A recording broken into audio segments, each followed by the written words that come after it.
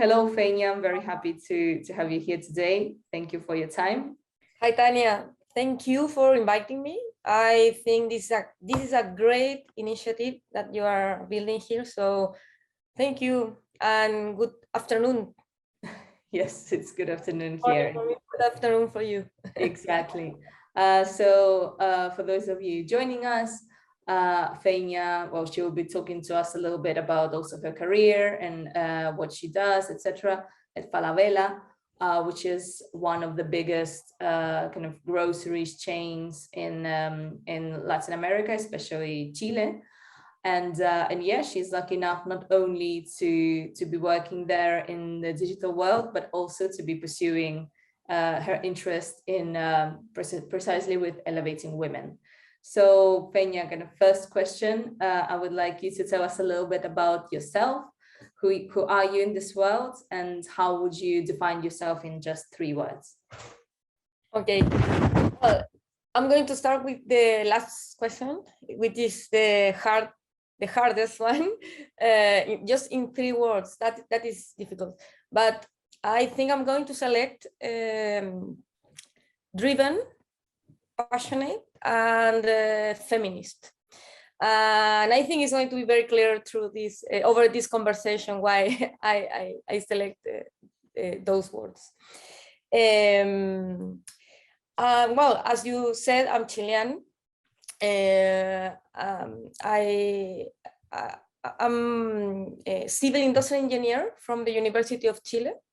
And I also have a master's degree of the University of Edinburgh. And well, I'm currently working in Falabella. It's a holding, it's a Chilean holding. I've been working there for more than 10 years.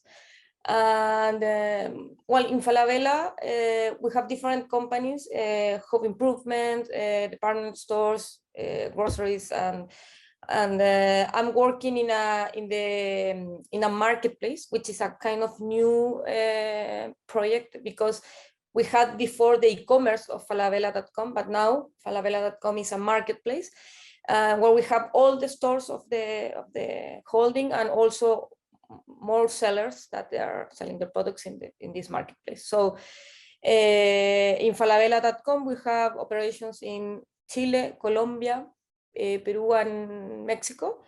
And my job there is the regional customer engagement manager, or actually it's loyalty and personalization manager. That is the idea. And what is the meaning of this job? We use the data that we have, that we collect from the marketplace, and for the transactional data as well. And we use that to understand how the customer are browsing and how they are buying on the website. And with that data, we can improve the experience that they have on this marketplace, and also to have some initiatives. I don't know, give some discounts or do all different initiatives to make the customer engage or marketplace, and make them come back. And this is an everything store. So the idea is that when they want to buy something, they should think in falabella.com and come back. That is the idea, and that is my job. I'm also a teacher. I'm teaching one course in a university in Chile, the Universidad Mayor is the name. And the course the subject that I'm teaching is a postgraduate subject named Marketing Intelligence, and it's about my job. It is the same that I'm doing here with data, using that for marketing. So that is my professional context, but I'm also a daughter, a sister, a friend, and a woman. So I think that context is very important as well, because I think that is something that defines who I am, and have helped me to build this career as well. So, and I can say that I feel very privileged about this career that I have built and where I am right now. And I can say that for 3 reasons. First, because I study a degree which is engineering, which is not very common for girls, actually. When I studied this degree, we were 20% of women, and currently we have 30%. So we still have a lot of work to do there, and we definitely have a gender gap. So for me, I feel privileged that I could study that degree. It wasn't a big deal, and it was something that I thought that I could do, and I just did it. But I understand that it's not as easy, or it's not easy, it's as common as it was for me to study that. And second, I have had good opportunities in Falabella, actually, that because I've been working there for 10 years. So I had interesting opportunities, and currently I have a position of leadership, and I think that it's not very common either to have women in leadership positions. So it's something that we should we actually want to have more in the company, because we understand that in the diversity we have a value, and we need all kind of diversity, including gender diversity. So I feel privileged for that as well. And the last reason I feel privileged, and it's something that have helped me a lot, is because my most important group of friends are coming for the university. Of course, I have more friends, but the closest one are from the university, especially very smart and talented women. So I feel like in my environment, I have powerful girls around me, powerful women inspiring me, and when we talk about the things that we want to do in our everyday, in our careers, or when we talk about study new degrees or master or things like that, or for us it's like a normal, because we discuss about this, and for us it's something that we want to achieve, and I'm lucky that I'm surrounded by this inspiring women and women, and I feel like it's something that I can do. So when I for example decided to study a master in Edinburgh, it was like okay, please help me and tell me how you have done this, the ones who did this before, and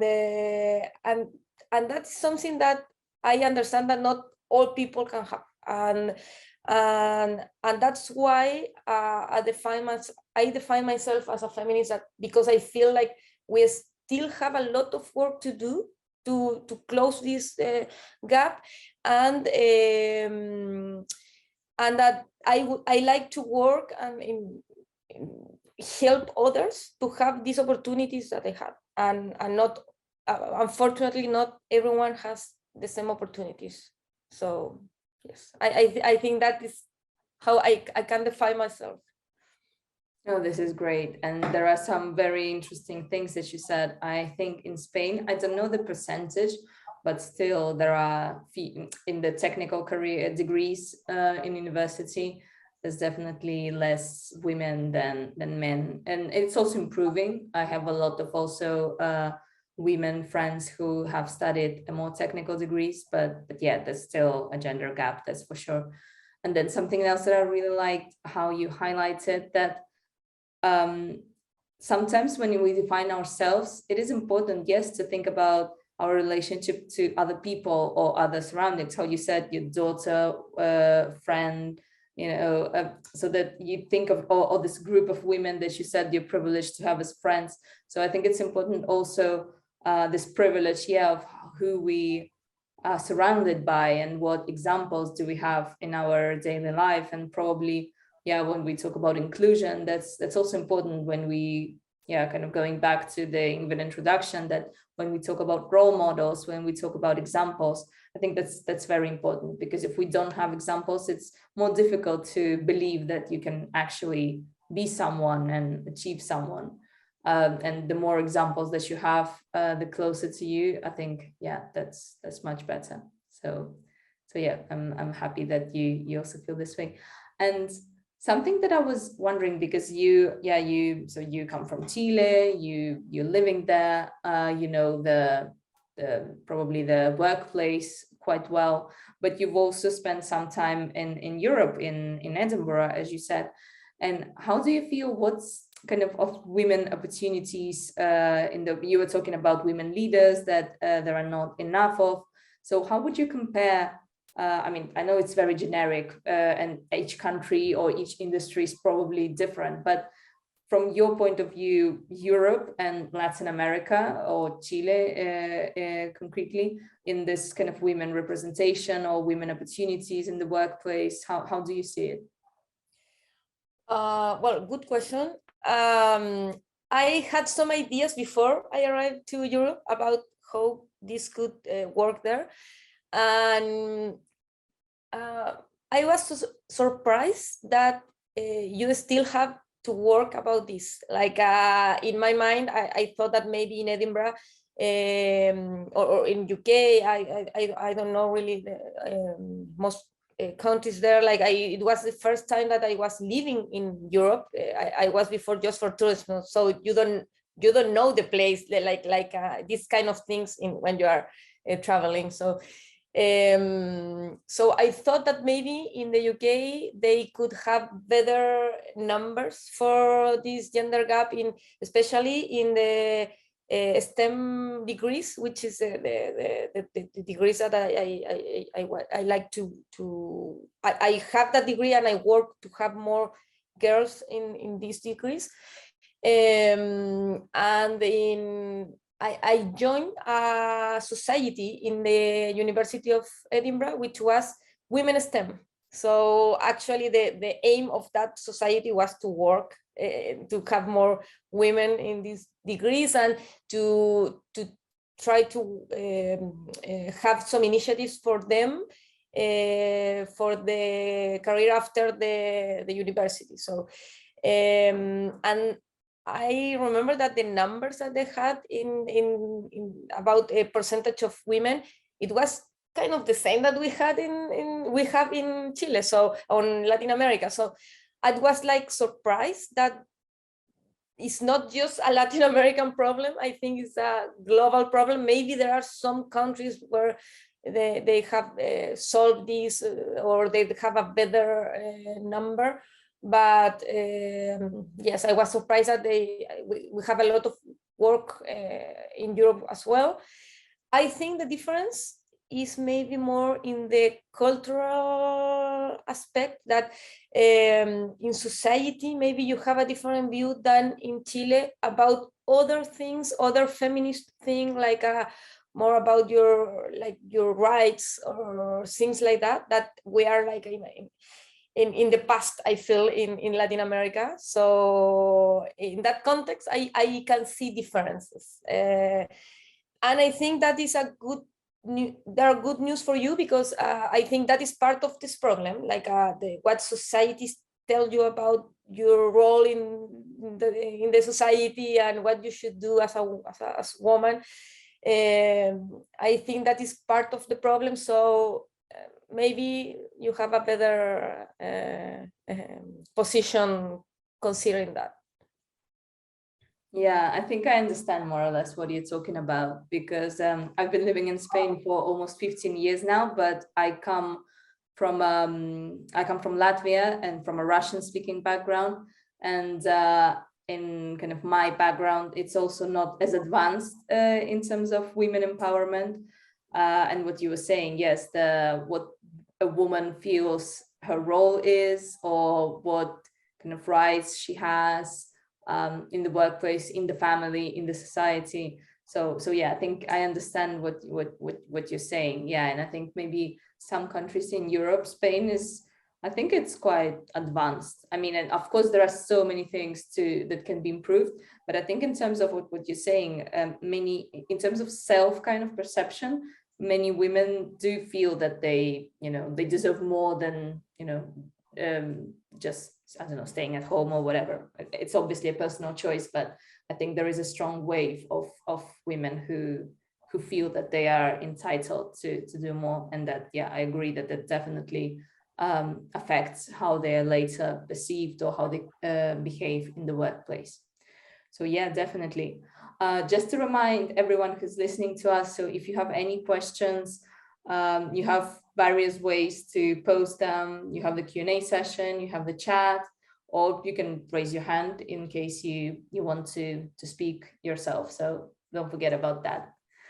And yeah, so Fenia, you were talking a little bit about your professional background, and I was thinking, this professional experience, how did it really define you as a professional that you are today, but also as a person that you are today? Well, I said before that one of my words was driven, right? So I feel like I been always like that, like when I think that I want to do something, I just work hard to achieve it.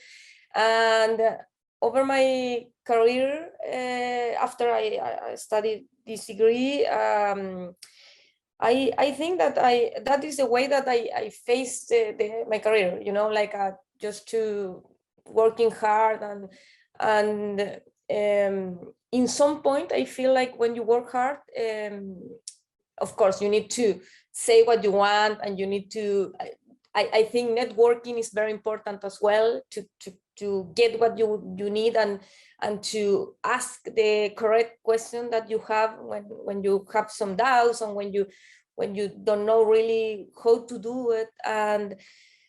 But at the end, I think that in some point you get rewards, your reward for what you are working on. And I feel like Falabella is that for me. They have seen that I have worked there, and I have dedicated a lot of time working there in different positions. So in some point they sponsor my master's degree in Edinburgh. So that is a kind of reward that you get when I think you are doing a good job. And but I think you have to push hard and say what you want as well. It's not like you are waiting for some opportunities in your turn, and sometimes that can happen. But I think you have to say, and you have to express what you want with clarity, and sometimes they can say no, and sometimes they are going to say yes eventually. So I feel like that's the way I have got things. And about in my personal life, one of my passions has been to work in what we were talking before, like to have more girls and women in these STEM degrees, and are following these careers. And because I believe that we need more women in these degrees. We need more digital, data, and tech talent, and it's something that we need. Not just I'm not just talking about my company. I'm talking about Latin America. I'm sure that in Spain you need that as well. And well, I as I said before, I've been working in this, and in some point I proposed to Falabella to work on these initiatives as well. And it was great, because it was the moment when my passion and my job have met, and they said yes, and we are working on that in Falabella as well. And we have a program. The name is Impulsa STEM. And the aim of this program is actually to work, to have initiatives to have more girls in these degrees, STEM degrees, because it's talent that we need in Falabella. And also we decided to work in initiatives to like in previous stages, like in school, with the schools, with university, and with other organizations, to because we understand that it's not that you go to the market and you say, okay, I need more engineers, because you don't have those engineers, for example, to say one degree, because you don't have those girls there. Like you need more, and so it's a problem that you have to solve previously. So you have to go to the schools and tell girls that they can do that, they can study this degree, and to make them see that there are careers for men and women, and if they like it and or they are interested in this kind of degrees, they can do it. And maybe to show them that what we do when we work in this kind of degree. So that is the aim of the program, and we have like three tracks of work. The first one is visibility, and it's like this, like it's like elevate women, like to talk about this, to show that we have work to do and we have a gap, and to show the girls that they can do it, and that is something that we can help them in the process. The second track is networking, which is the idea is connecting women from our company in these degrees and with these careers with university and with the girls that are studying these degrees, and with the schools as well.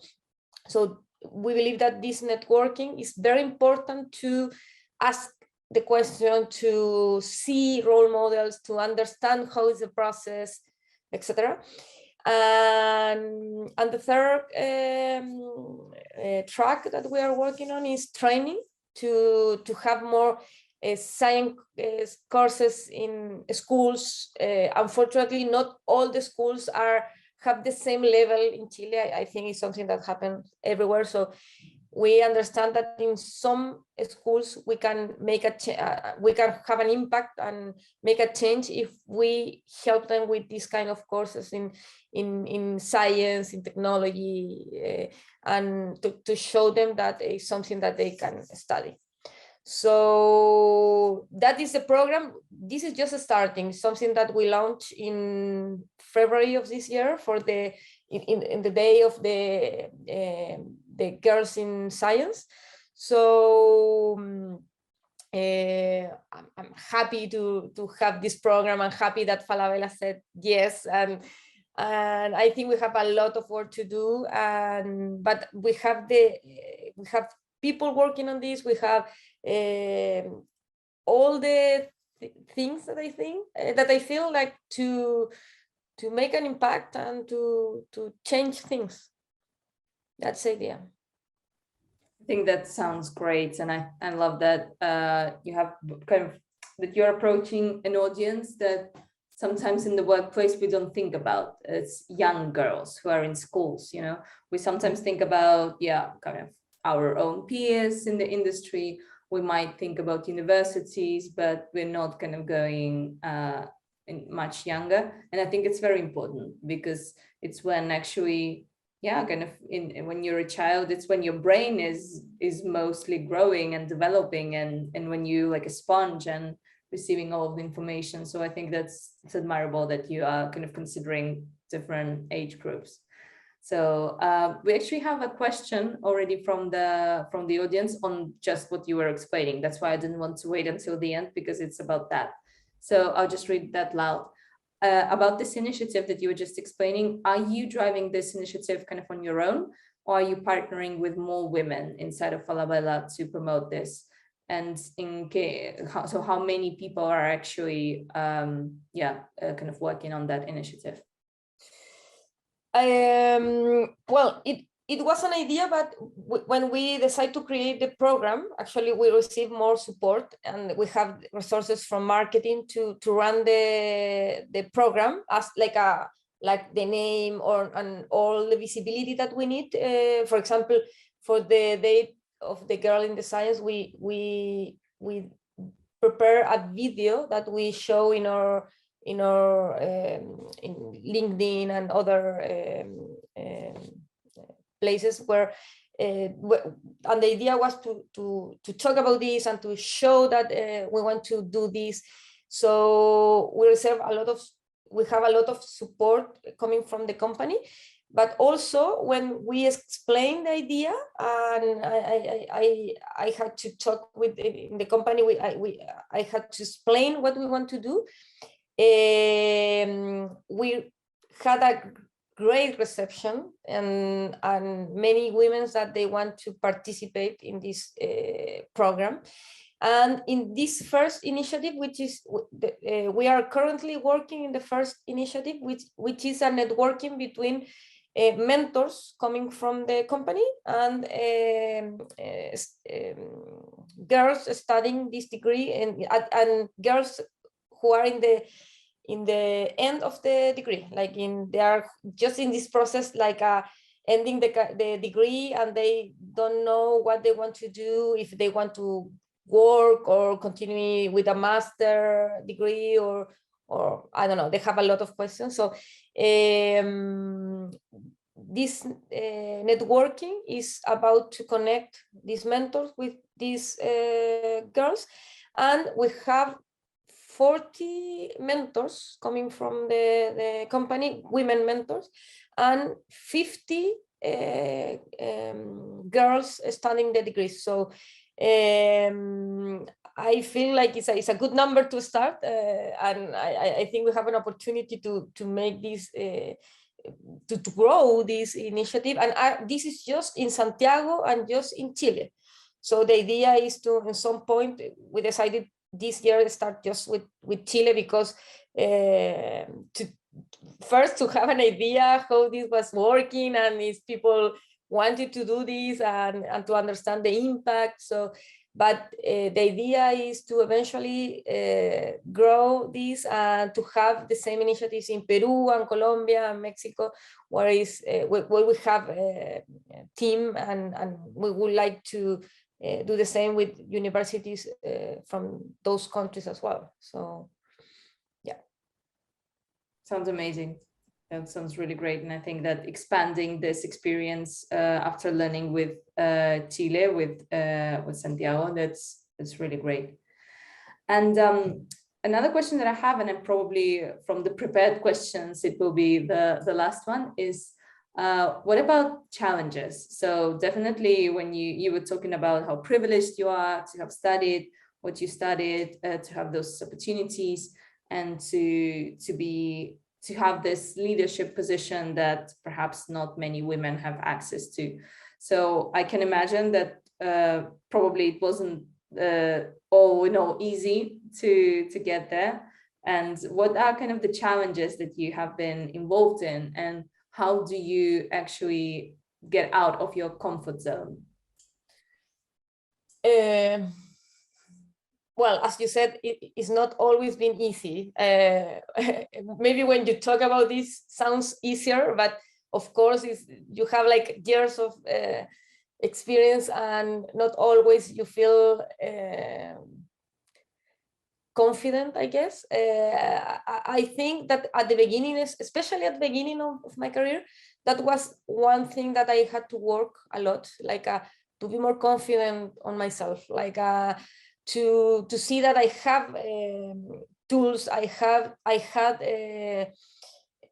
knowledge, and that I was capable to do anything, and it was my decision to do it. And I think that sometimes you have to listen less people that is saying just the opposite, when you are listening that maybe women cannot do some things, or they are not prepared for some positions, for example. I think you don't have to listen that, and you just have to feel in your, you should follow your heart, your instinct, and keep going.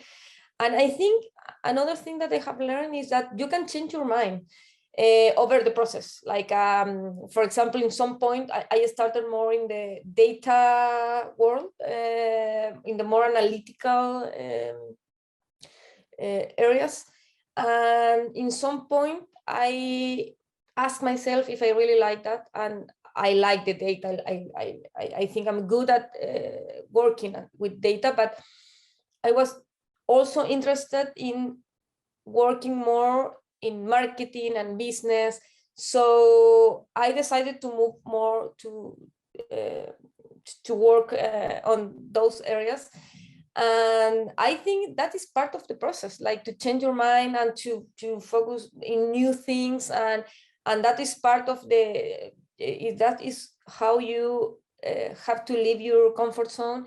And maybe in some point I asked myself, but maybe I should be more specialist in this, and now I'm changing. And I think you have to understand that there is a value in everything that you are doing, and you have to integrate everything, and you are valuable with all of that. Like, and there is a value if you like the business and you also have data background, but you see that then in the future, when you understand that both things are important for you, and you can use both, and it's a valuable profile actually to have both sides. So I think the important thing is to be very honest with yourself and ask yourself over the process what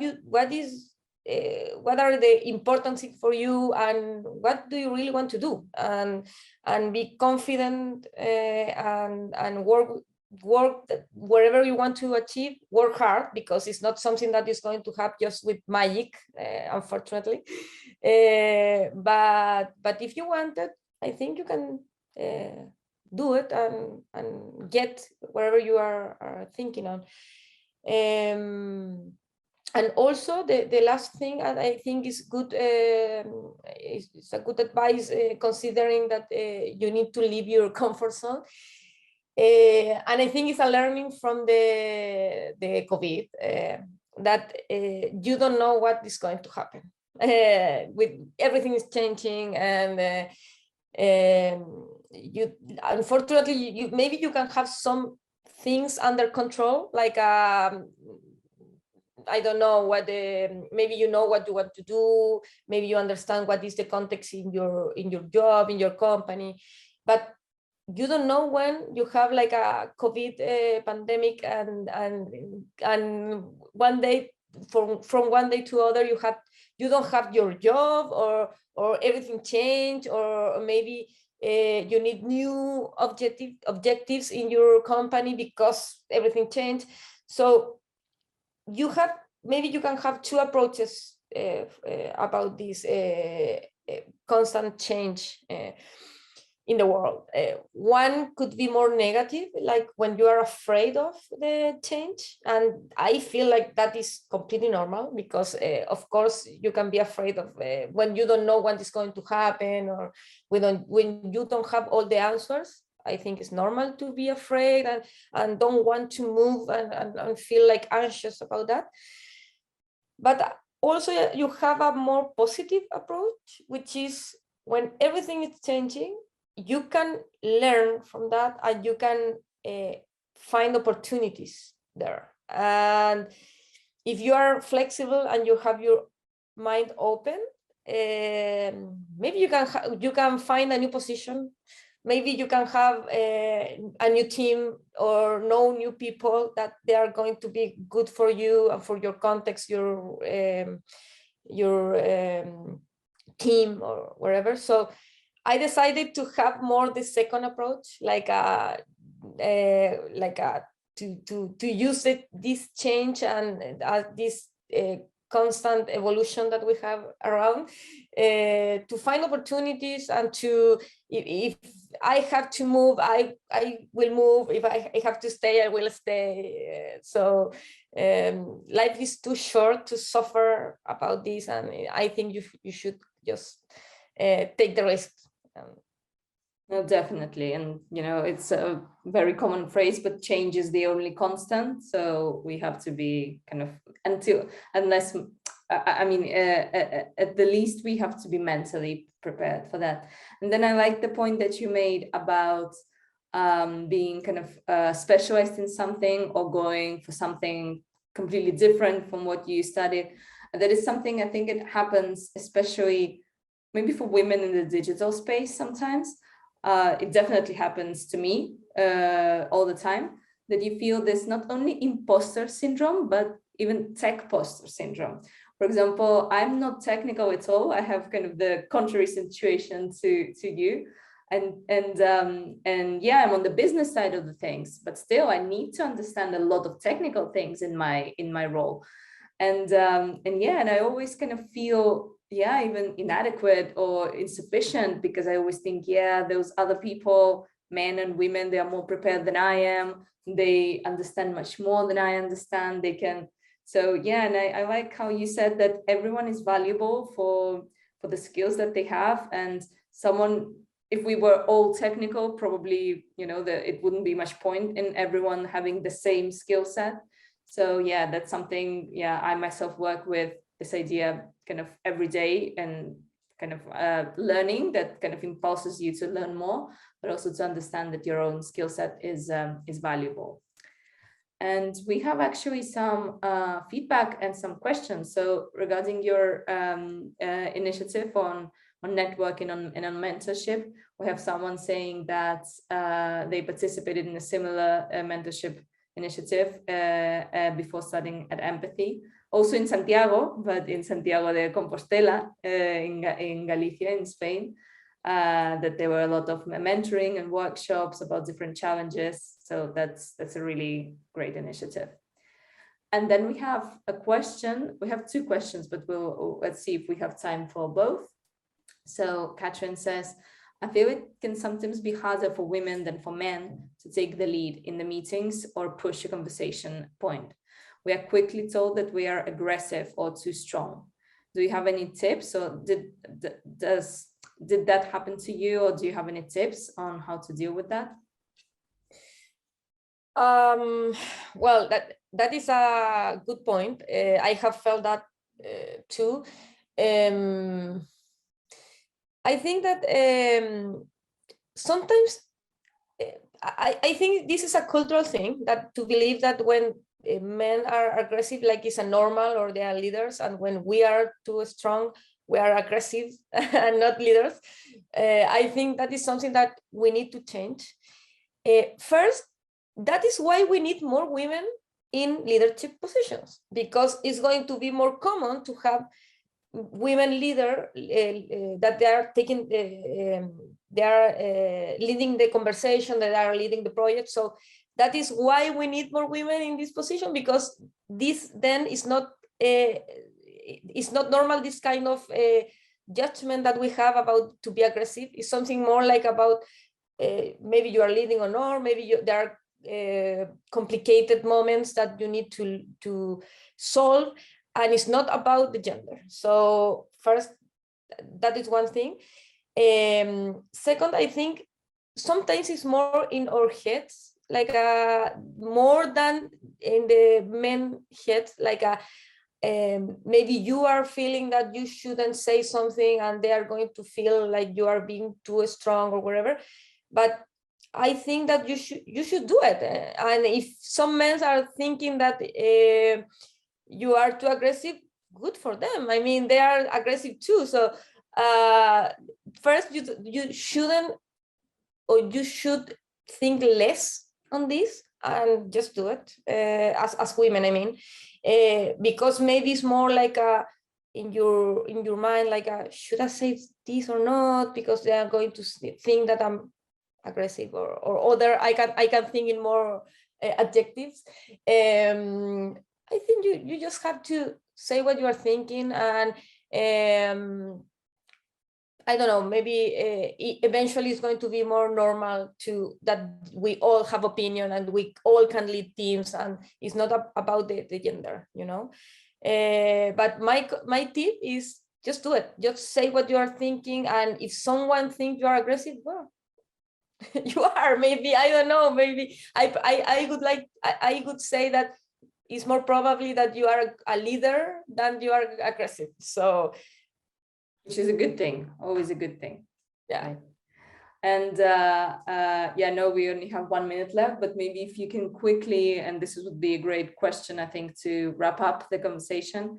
So if you look back on your career now, is there something that you think you would have done differently? Good question. I can think in two things. First, I would like to meet myself when I was I don't know, like 22 or 23 years old, and to tell myself that I should be more confident, definitely, that I should believe more in myself and in I don't know, like just do things that I could have done before. For example, I studied my master's degree just 2 years ago, and I could that was the way that I did it, but I could have done that before, for example. And maybe it was because I lack of confidence in some point of my life. So that's one thing that I would like to, I would change. Another one is the networking. I think that you should work on that as soon as possible. And I think it's something that I could see the value like a few years ago. And maybe if you see that from the beginning, when you are in the university, it's something that can help you a lot to build your career, and also to answer questions, different or hard questions that you have in mind. And when you have people around that you can ask, I think it's easier. And that's why we are doing this, this initiative that we talked before, because I think it's something that is like it's something that you can improve with girls that are studying right now, and it's something that you can, maybe they don't see right now, but in the future they are going to value that. So yes, I can think in that too, those two. Yeah, I think that's a very valuable advice. Yeah, networking, mentoring, and being more confident in oneself, definitely. Yes. Thank you so much, Peña, for joining us today. I know it's just 9 a.m. in Chile. It's the start of your day, so thank you so much for having this 45 minutes for us. It was really, really great getting to know you, getting to know your great initiative, your kind of trajectory in the digital world. And yeah, thank you so much for sharing your journey with us. Thank you, Tanya, for inviting me. It was a fun conversation, and congratulations for this initiative, like Elevate Women. I think we both share the same passion and idea about what we have to do. So good luck with that, and please continue with this, because we need more visibility about this topic, and I think this is a great initiative. So good luck with that. Thank you so much. Have a great day.